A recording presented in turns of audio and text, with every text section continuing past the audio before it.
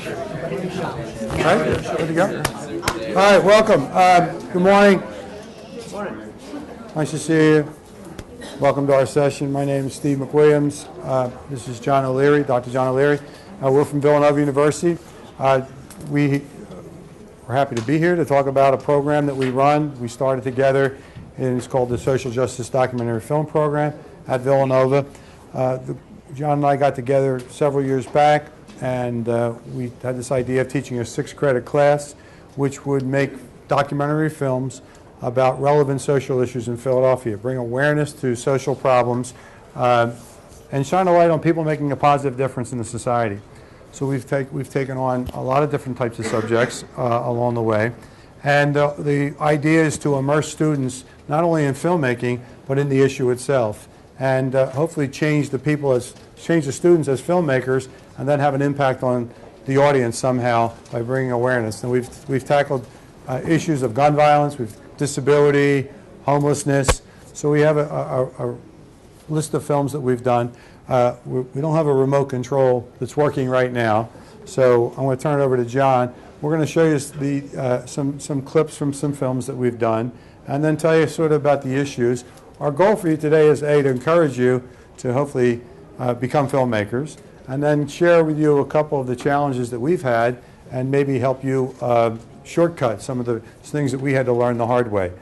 So I'll turn it over to John a little bit. So when we show these clips, I want you to understand that these are movies that virtually had no budget, right? We got the cameras, but and we have the editing equipment, and that's kind of it.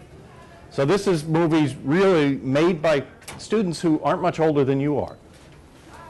Many of them, when they walk into our classroom, have never touched a camera.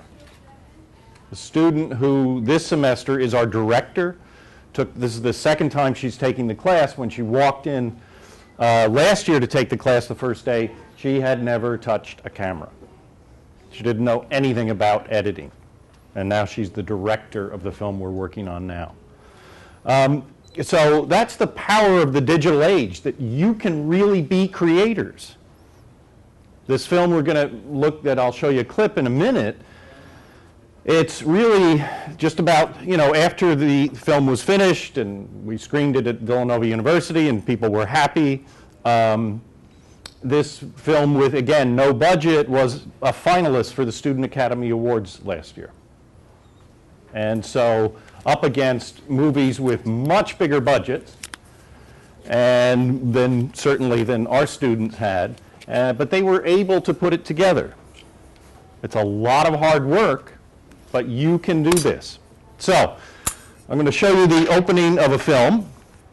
It's called Healed, and as Dr. McWilliams said, what we try and do is shine a light on people making a positive social change.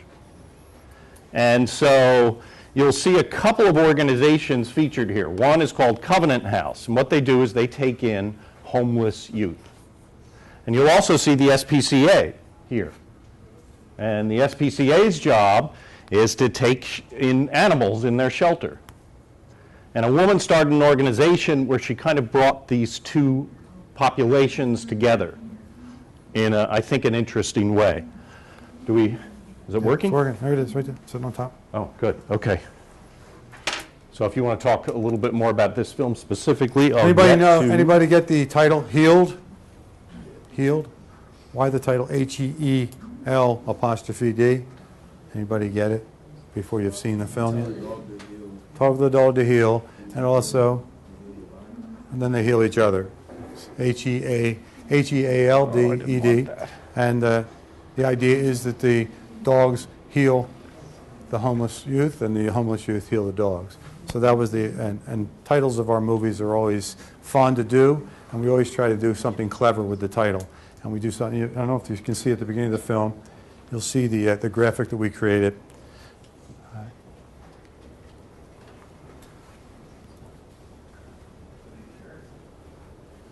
Let me just get up.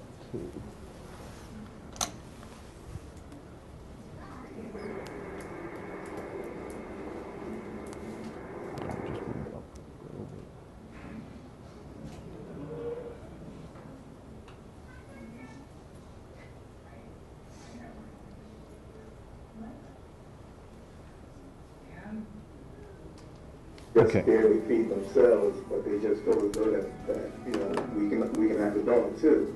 Yeah, I was pretty much as low as you can get. I started to realize, like, man, I really don't have anywhere to go. I need to start thinking of. So this is Jerome. He's one of the homeless youths and the film features him. He was a young man who was living on the streets, was taken in by Covenant House, and then became part of this program. Oh, where I'm going to rest my head. What am I going to eat? What am I going to do? How am I going to shower? How am I going to survive?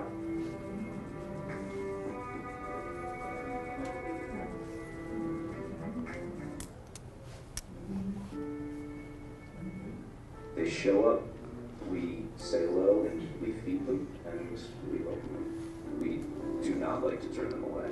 During the dead of winter, when there's snow on the ground and it's freezing out, we'll throw mats down and we'll pack rooms. People think because I work with homeless youth, I work with bad kids every day, and that's not the reality of it. I work with a lot of really, really good kids who've been traumatized, who've been put down and been cast away. Aging out of foster care, and a lot of times the foster parents will kick them out at 18. They might be kids who've had support and they're used to support, and then all of a sudden it's gone. People relocate and then they come here to live with family, and their families end up not wanting them. We have many, many kids who get kicked out for coming out. That's a huge population. Also, teen pregnancy with the females. And then there are the real tough kids who know the streets very well, but either saw a friend to get gunned down or have taken bullets themselves and are just sick of it. They just don't want to live that way anymore.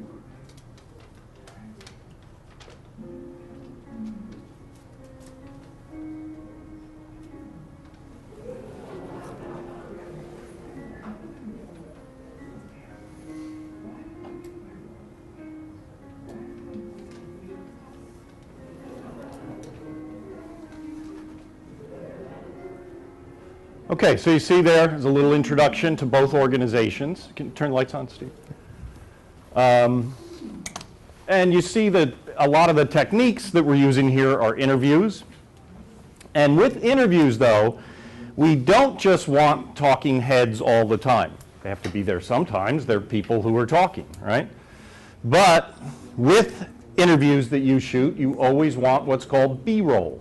Can anyone tell me what B-roll is? Yes? Just kind of extra footage to put in place, like when you need something in your phone. Yeah, so that we something to cut away to is B-roll.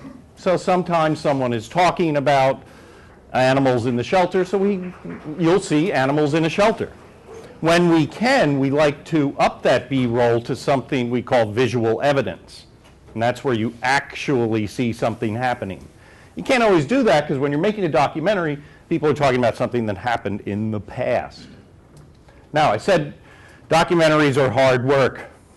To make these documentaries, which usually run from 28 minutes to 40 minutes, how many hours of footage do you think we shoot to make a 30, 40-minute documentary? Anybody want to guess? How many hours? 3. 3. Take it, somebody else. 10. Somebody else.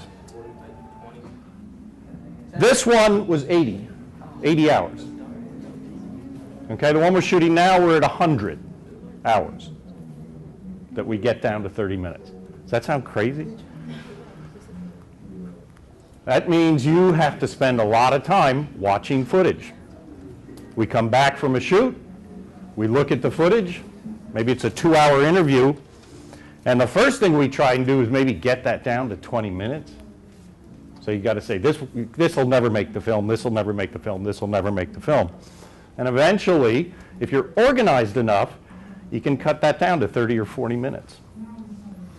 Go ahead. Just talk a little bit about, and let's talk about you for a minute. First of all, I'm assuming everybody here wants to make a movie or you wouldn't be here. How many people have made a movie or are making a movie now, want to make a movie, have an idea for a movie, and plan to go into movie making? Or would like to, or would like to learn more about it? Show of hands? I hope everybody. Okay? Just so you know, this is not rocket science, but I think the key to it, and from your point of view, what you should take away, is we're doing documentaries. This is not just going around randomly shooting things and then coming back later and trying to piece it together. We only have 15 weeks to do a movie. And so we have to know, when we start school, we have to know kind of what our story is. The students have to know right away who are the key people we're going to focus on. We don't just go take cameras and just shoot things and say, oh, what do we got now? You have to know two things before you start. A, what's my story? What's it going to be about? What do I want to communicate with my film? And two, who am I communicating with? So you should know who your audience is and why you're making the movie. That's really important. Why am I making it? I'm going to put a lot of time of my life into something. I want it to have some kind of shelf life, and I want it to be useful. So in this particular format, we're using the films very purposely to help nonprofits raise money, bring awareness to a social problem. Very specific. We know who we're doing. We know the story before we start. We don't shoot anybody until we know them. We never put a camera in anyone's face until we know what they have to say, whether it's going to be interesting, and what message they're going to deliver. So we really, almost like a fictional film, we sort of write the film in our heads before we shoot it.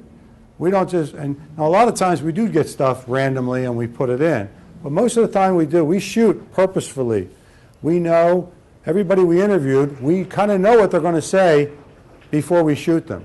We pre-interview them, and then we write down the interesting points, and then we go back with the cameras and we ask them questions to get them to elicit those same points.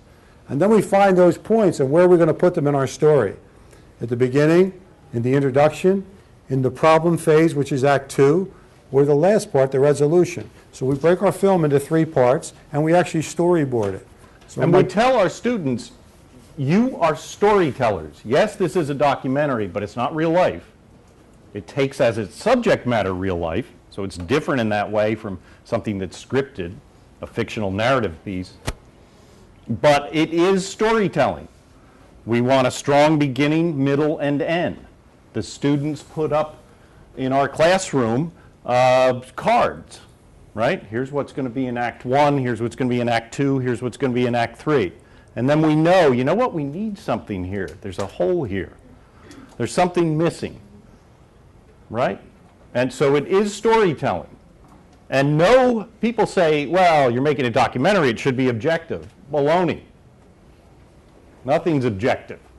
The closest thing to an objective film might be the security camera at a Wawa, right?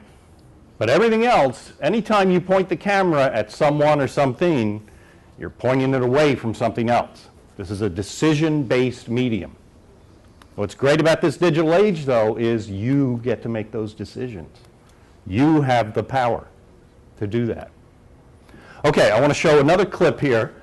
This is, so again, you'll see how this organization kind of comes together, marrying 2 different organizations, Covenant House for Homeless Youth and the SPCA, which is for shelter animals. So you'll see here the individual that we follow mostly through the film, who's Jerome, and then you'll see the creator, you'll see someone from Covenant House talking about the unfairness of the way some youths are treated, and then you'll see the woman who started this organization that brought things together.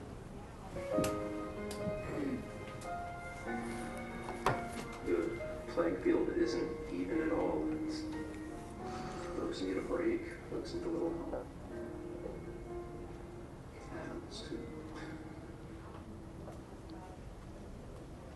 Youth homelessness and animal homelessness are both huge problems in this country, but they both tend to be invisible problems.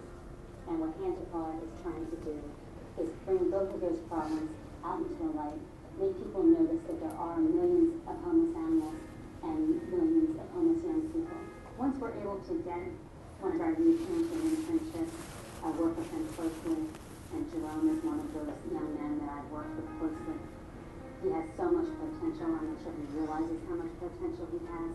He's a very smart guy. He's a very personable guy. But I don't think he's had the adults in his life to lean on that he should have to become the man that he needs to become. Okay, so there you see, we're showing you the sort of main character, who is Jerome, and the other main character, who's Penny, who started this organization. And you know, it's the effectiveness of this kind of filmmaking, and we call it advocacy filmmaking. There's all sorts of documentaries you could do. Some would be investigative journalism type of documentaries. What we do is we are advocates for people that we see who are making a positive social change. And so what do we get out of this? Why do we do this? Well, just 3 weeks ago, Dr. McWilliams and I went to a fundraiser for this organization, Hand to Paw. And the centerpiece of this fundraising event was the movie that the students made. And that's what we try to do, is to give these organizations a tool for fundraising. Okay, I'll switch to the next movie. You want to talk a little bit about introduce coming off the DL? Yeah, this next clip you're going to see, this, just to give an idea, we did something completely different a few years ago on disability. I am also the disability advisor at Villanova. I'm the academic advisor to anybody with special needs at Villanova. So if you know anything about disabilities, years ago, people living with disabilities weren't coming to colleges.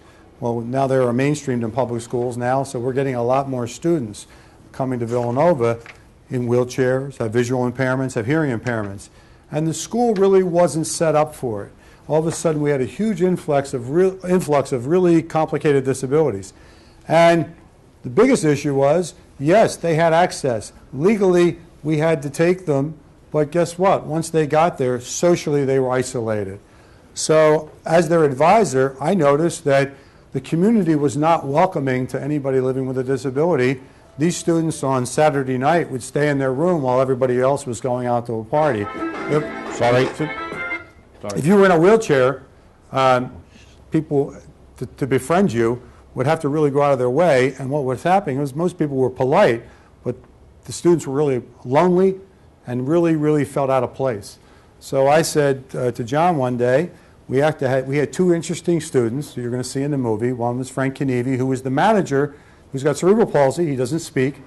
He can't write. He can't walk. And he's the manager of the men's basketball team. It was. He just graduated. Nick Gaynor.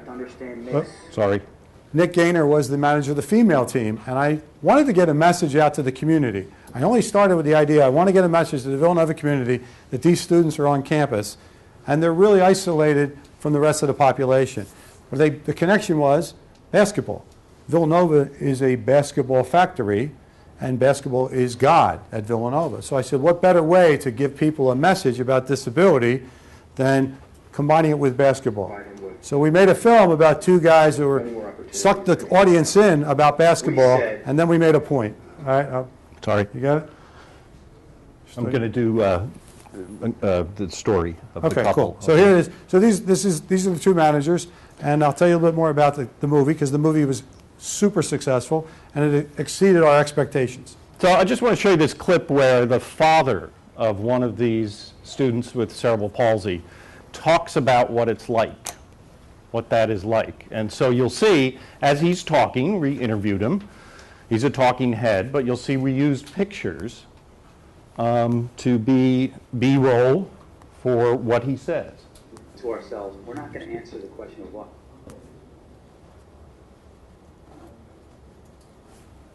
A lot of people that probably didn't think he should go to Villanova or could get into Villanova wouldn't do well in Villanova. Stand back and watch. So here's another father coming up here. I did not pen this brilliantly crafted allegory. It's a story about a couple and all their lives. They wanted to go to Italy because they bought all the guidebooks and they most certainly wanted to see Colosseum, Michelangelo's David, the gondolas of Venice. The day came, they packed their bags, boarded the flight, and landed. And the flight attendant's announcement said, "Welcome to Holland." They said to each other, "Wait, we weren't scheduled to go to Holland, we're going to Italy." And they were told, "Holland is where you've landed, and Holland is where you must remain." And the analogy, of course, is not planning to have a disabled child and not planning to raise disabled children. But if you mourn the fact that you never went to Italy, even though it's a significant loss, and even though you're going to hear people bragging about going back and forth to Italy. You will miss the fact that Holland has windmills, Holland has tulips, Holland even has Rembrandts. It's a magnificent place to be. I got nothing that I asked for, but everything that I hoped for. So that's one side. Okay. So this film that is about these two students, our student filmmakers at first were kind of skeptical. They said, are people really going to be interested in watching this film about two guys who are in wheelchairs? Is that going to be interesting to an audience? And it turned out to be, because the storytelling that goes on is effective. Now this movie... Or just reality. This movie was more successful than we ever thought it would be. Like Steve said, we thought, you know, we can show this at Villanova and maybe it'll do some good. And we did show it at Villanova. And as a result of people watching this film, many screenings at Villanova, what donations came We to? raised a couple $1 million from this film. It was on ESPN, got picked up by ESPN, it was on College Game Day, and then it was shown on ESPNU for a month. Not the whole movie, but 8 minutes of the film. Tom Rinaldi did a piece on it on ESPN. It was a throwaway idea. Every student in the class said, when we first started, and when the students met these two guys, they said, what are we going to make a movie about two guys in wheelchairs? How interesting is that? And I said to them, it's a love story. I said, they have parents, their parents have dreams, and they got thrown a curve in life. So it's about what happens to you as your second choice. What do you do with your second choice? Nobody wishes for a disabled child. But the message of this film, if you watch the whole film, and I'll be happy to send you a copy if you're interested in seeing the whole thing, is that anything's possible. And dreams can be fulfilled. Even when you look at these two students, you'd sit there and go, wow, I'm glad I'm not them. But after you watch the film and after you meet these students and you get intimately involved, which only film can do, give you an emotional connection to these two characters, your attitude about disabilities change. And that's a powerful tool to have in your hands. You can change people's hearts and minds just showing some images with a well-crafted story. And that's the lesson today. And I hope you walk away from that thinking, oh, I have the power. You only need a camera and an imagination and a really good idea and a passion and believing in something that's important, and you can really, really rock the world. And it comes from you, not from us. We've already... And so here's another scene from the movie. You'll see someone talking who's an aide to Frankie Kaniebe. This guy is an aide to him, and he'll tell a story. And this brings us kind of to a low point in the movie. But again, the students were storytellers, and they crafted the way that they would present the material that they had. We went to the Big East tournament. We had these seats. Okay, so we go down to our seat. We have this nice table, and Frankie's sitting here, and I'm next to him. And next to Frankie is two other seats. So there was one point where Frankie either got involved in the game or whatever, and he started moving around a little bit. He wasn't really that close to the guy. And the guy just kind of looks at him, and then he looks at me like, like he's mad at me or something. And I usually say, like, Frankie's, when I'm like, oh, just look out, man. If you get too close, you might get a little more, might get you an elbow in the chin or something. And the guy just goes, well, I'm actually pretty uncomfortable with the whole situation. Can you move real fast for me? Like, looking through him at me, looking straight through Frank. Frankie's like right there. So that's reality. He sees Frankie in his chair, he's been moving around. And the guy's concerned that a 19-year-old might move his hand or something, it might get him on the jacket or something. I understand his concern. The other party just goes, really? So this movie that the students were at first reluctant to do, not only did they do it, but it wound up, as Steve said, getting quite a bit of press in the New York Times, on NBC, etc. And it did so much that the United Cerebral Palsy gave their national award to the students who made this film. So again, these are students just a little bit older than you are, probably with the same kind of equipment that might be available for you, and look what they could do with it. And really the most important thing was not just that they got a lot of awards, and the film did amazing. I told you, it's got over 8 million views. That's a lot of views. 1 month on ESPN, I got 8 million views on ESPNU. Biggest thing that happened was we had 14 students. Nobody in the class had ever had an intimate relationship or a close relationship with somebody living with a disability. Out of the 14 students in the class, I think everyone still keeps in touch. They've all graduated. They moved to California. One of the students who made the film, one of the editors, actually rode his bike across the country 2 years ago, stopped at 32 colleges along the way on a cross-country bike tour, showed the movie, and raised money for a scholarship in these two guys' honor. So the students' lives were changed. They made a movie, and they got a lot of kudos from the movie, but here's where they changed. And their attitude and their commitment. And some of them actually went into special ed, didn't think about they were going to do that, and they all said this at the beginning. To a man, to a woman, said, this is not a good idea. And we just had a reunion with them in the summer. Frankie graduated from college, and they all came back to his graduation party. They flew in from everywhere. So, again, power of film, it's a cool medium, and you can really do a lot of great things with it. So, I want to show a couple clips from another documentary we did, and people say, well, where do you get ideas for this? And this was, we showed the first documentary we did, screened it in Philadelphia, and a woman came up to us afterwards and said, I want you to do a film about my organization. I said, okay, here's a card, we'll talk. No, you're going to make a film about my organization. Her name is Dorothy Johnson Spite, very powerful woman. And so we said, you know what, okay, you have a story here, and it's a story that should get out. And what this story is that Dorothy Johnson Spite, her son was murdered in Philadelphia. And obviously she was despondent over that. A couple months after this terrible incident, she was watching television, and she saw another woman being interviewed whose son had been murdered about a year ago. And she saw similarities. And she saw that this woman lived very close to where her son had lived. So she went to her house, knocked on her door. They started talking. They got together and eventually helped get evidence that the murderer, who had murdered both their sons, was put in jail. And they kind of thought, well, what do we do now? Well, she said, I'm going to start an organization for women like us. And she called it Mothers in Charge. And so this is an organization where they are a support for women who have lost children to violence, and they are also a peace advocacy group. So you'll see here, I'll show you here and Steve, if you want to talk a little bit about how Dorothy has used this film. Yeah, Dorothy, and this is another idea. She said to me when we made this film, first thing she said, I want to be on Oprah. That's what I want to be. So you're going to promise me to go on Oprah.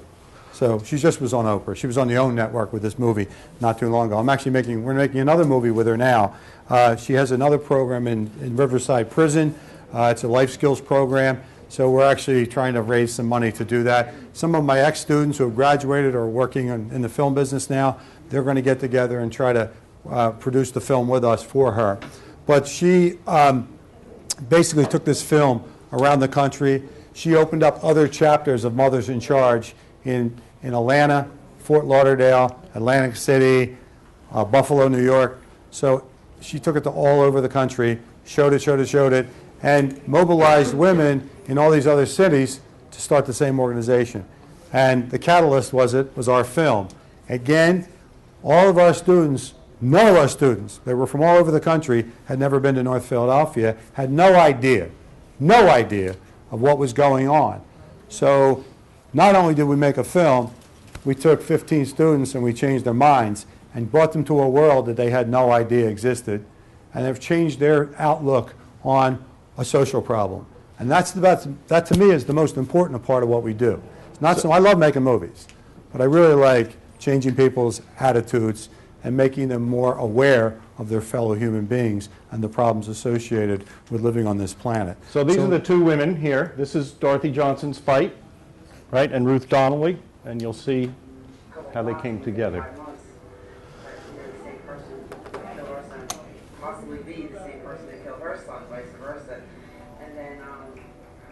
and we talked to the detectives about this, and it just all came together. And that night, we found out that the same person who killed Justin in July of 2001 killed my son in December of 2001. I still live with the pain of it every day, although it's been several years. I still hurt, and even being here today, it's a pain in my heart. It hurts so bad that he had lost his life senselessly over a parking space, or because someone was so angry and out of control that he didn't know what to do with himself. So he killed two promising young men who had everything going in their life for them. So I'm angry about it still, but more than anything, I'm hurt. I think the reason I had such a hard time trying to find his grave, because when we buried him here in '01, there weren't all these graves. And so many of them are young people. I mean, so many of these graves are of young people who lost their lives to senseless violence. They said. Okay, so Steve, if you want to talk a little bit about how we use sometimes photographs for B-roll, how we sometimes use... Yeah, if you look at this movie, we're telling about an incident that happened in the past. Now, how do you tell an incident in the past and not bore the tears out of the audience? Somebody standing on camera talking for an hour about losing their child. Important information. So how do you visualize that? So as John said, we're looking for visual evidence so when she's talking, we can cut away and tell that story. So what we usually do, and what we did in this case, we took all their old photographs, we took everything we could find, and we just recreated that story with pictures using what we call the Ken Burns effect. You can move the camera around, zoom in, zoom out, and you can make the effect that it looks, and it's not as great as the live story. It's not here we go. I just want to show you, this is the end of this film, and then we'll open it up for questions. We have a little bit of time left, but here you'll see how these women respect and admire this woman, Dorothy Johnson Spite. She was just named last year Citizen of the Year by the Philadelphia Inquirer. So we'll just take a look at the end. I don't know, the holidays are coming. What are we going to do for the mothers? And so she had this vision, we put it together to have a program, the United Way for the mothers, to make their holidays a little better. By the grace of Mothers in Charge and Dorothy and all the mothers I've met through there, I have been able to get up in the morning and do what I need to do and go to work. And I don't think I could have done it. I really don't believe I could have ever made it this far 9 years later without the help of Mothers in Charge. Dorothy is my friend. She's my mentor. We're not that much different in age. I look at it sometimes as a mom figure for all of us. Dorothy is a leader among women. Her courage has inspired me and many of us because she has the vision. She has the vision and she has the strength to carry it forward. I hope to see Mothers in Charge make a real impact on the community, where they reach the mass of people and give a wake-up call. And people, as a result, get involved all across this country and on some level to make a difference with the issue of violence. And then Mothers in Charge can be out of business. We don't want to continue to see mothers come to us because they've lost their children. I want to be a strength and a support to the women that come to me, that come to the organization, and I don't want to let them down. So I think that in itself creates a challenge. I'm not the real superwoman I think I am. I'm really not, but sometimes I think that I need to be. So that oftentimes creates pressures for me. I want to support and help them in any way that I can. But there are days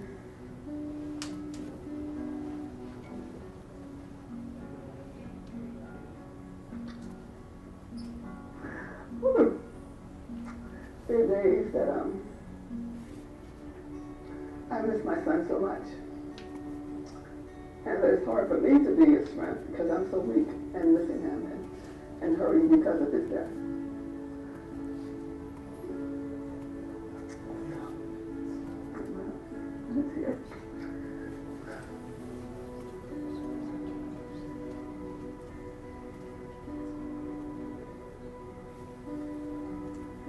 think the challenge is oftentimes finding the strength that I need to go on in spite of my own pain.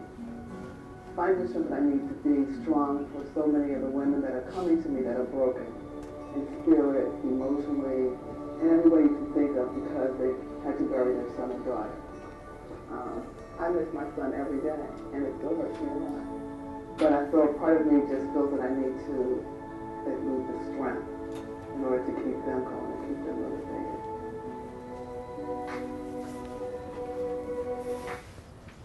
So, you know, for us, it was just such an honor to get to know Dorothy and the other women there. And Dorothy now takes this film around the country. She's shown it about 100 times around the country. And she uses it for fundraising. So we're so happy to be a part of that. So I'm sorry we talked so long. Let's have some questions about anything, comments? Filmmaking or this kind of advocacy filmmaking. Yes? How long do you have to prepare before you actually start to film? Very good question, Steve. You're good at that. What we do before we shoot. We usually know the story. We have to know. We start August 25th. That's our first day of class. And we have to have the film done by the first week in December. So we really have 15 weeks. So we have to kind of know. We can't like look around for the story. So we usually know what the story is going to be. She contacted us. We knew. I said, who are the great stories within the organization? Who are the people you want to represent you? And she gave me 10 people to interview. And from that 10, we said, what 4 women want to put their story up on film? That's a really important point, too. You see a film like this, very personal. All these women lost their sons. And in order to be effective, we have to have them tell their stories, or it doesn't have any emotional impact. And you're asking somebody who lost their son to get up and recreate that for a camera. That's really personal. It's really, so we didn't take that responsibility lightly. But it was in the service of education and trying to bring a message that there are too many illegal guns out there and people are using them too readily. So it really, so we do that. And then we usually have this people from the film come in and we pre-interview, we get to know the story, we ask them, what do you want to communicate with this film? What do you want us to do for you? So in this case, she had a lot of things to say. She led us to a lot of things that we were going to do. So she had a lot of, I wouldn't say control, but she had a lot of ideas. And she knew what she wanted. And she knew what she wanted to do with it. So we were actually listening to her. And then the mothers got into it. And then the mothers really, they just did the thing themselves, really. This thing took care of itself. But the real impact with this film, this is the one I'm most proud of. It's all the films we did. I think this is John and I's favorite movie, really because all the other movies we brought awareness. But I think here we personalized the statistic that's in the paper every day. You read the paper, pick up the Inquirer today. Go to the second section, the B section of the Philadelphia Inquirer. Usually on the second page, you'll see news and brief. You will see a shooting or 2 or 3 every single day. And behind every single shooting is a mother, a father. A lot of people were affected by one shooting. We close the paper and move on. So I think we really were able to connect our audience with a statistic that we don't pay attention to. And I think, again, there were students that never made a film. Not one student in that class had ever been to Philadelphia, knew about North Philadelphia, and I would say most of the students had never been around any African American people. So the understanding that came out of that film and the experience that we gave our students and the way we helped the mothers promote their organization is something that it changed my life. I'm still connected with them. I'm still working with them. 5 years later, I still go on trips with these women. I took the film to Chicago. We used it in the school system of Chicago in an anti-violence campaign. I took it to San Diego, LA, you name the city, I've been there with this film. So it's really, it's been a real journey, and I've learned so much that I didn't know about. So again. And it was great that Dorothy was able to expand her organization through this film. Do we have any other questions about filmmaking or about choosing subjects or this craziness of shooting 80 hours? Yeah. Are you doing one right now? Right now. Coming up for December? Yep, December 13th. You're welcome to come. You want to tell them what their latest film's about Our in film, I don't know 2 if- minutes? If anybody knows anything about basketball, there's a basketball player who played for Villanova last year. His name is Tony Chenault. He graduated. He was the player of the year in Pennsylvania in 2010 at Newman Goretti High School in South Philadelphia. He was an NBA surefire. He was a McDonald's All-American. He went to Wake Forest. And he went to Wake Forest. When we got to Wake Forest, the guy who recruited him got fired the day before he got there. So already he had a challenge. He got the first 2 weeks of the season, he breaks his foot. So he's got all these high hopes. He's supposed to be all AEC. He can't play his freshman year.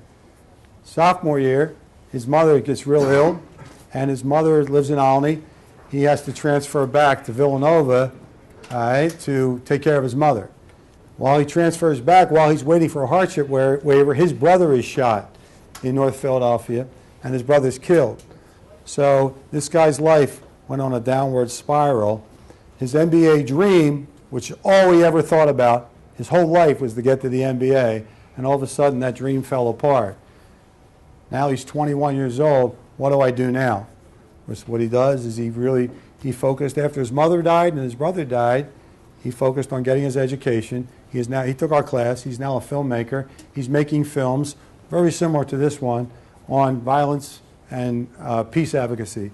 That's what he's doing now. So we're telling his story.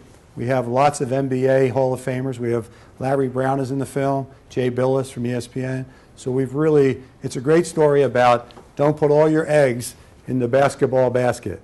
If you're a kid, make sure you diversify. So it's really his story, but it's this lessons that he learned in his life we're trying to bring to an audience. And so Tony, once we're done with this film, he'll take it around to schools. We're partnering with the Philadelphia 76ers on the film. The Sixers are going to use it in a community outreach program. So Tony works for the Sixers now part-time. He's going to be taking the film around to schools with his message. So that's what we're doing. Anybody else? I think we are out of time. I want to thank you all for coming.